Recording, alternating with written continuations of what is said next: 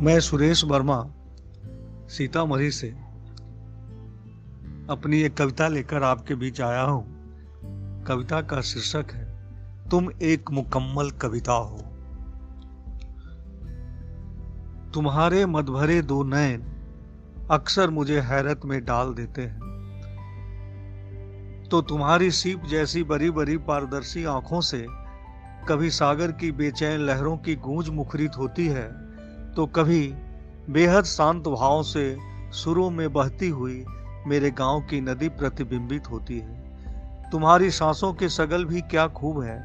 तुम्हारी सांसों से कभी मोगरे की, कभी जूही की, कभी रात की रानी की, तो कभी सागर मंथन से निकले पारिजात के फूलों की भीनी भीनी खुशबू फूटती है। तुम्हारे माथे की बिंदी जाती हुई सर्दियों के दिनों में वसंत के लौट आने की मुनादी पीटते सेमल के लाल लाल फूलों से भी कहीं ज्यादा लाल टेस्ट लगती है। तो कभी लगता है कि तुम्हारे माथे पर सुर्ख बिंदी नहीं, किसी ने सुबह का सूरज ही चश्मा कर दिया हो।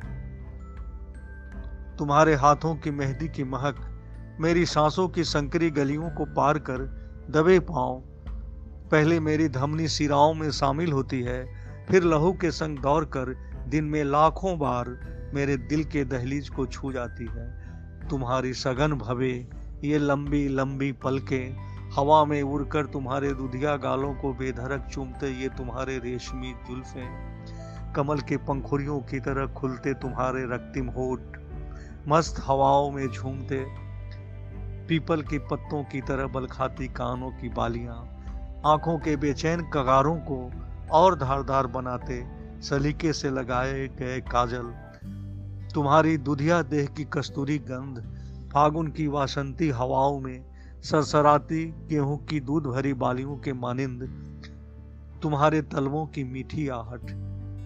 यकीन मानो यही सब तो मेरी कविता के बिंब और प्रतीक है, और साफ शब्दों में कहूं तो तुम मेरे लिए मुकम्मल कविता हो। हाँ, तुम मुकम्मल कविता हो मेरे लिए, जिसे मैं बार बार पढ़ता हूँ और नए नए बिंब करता हूँ।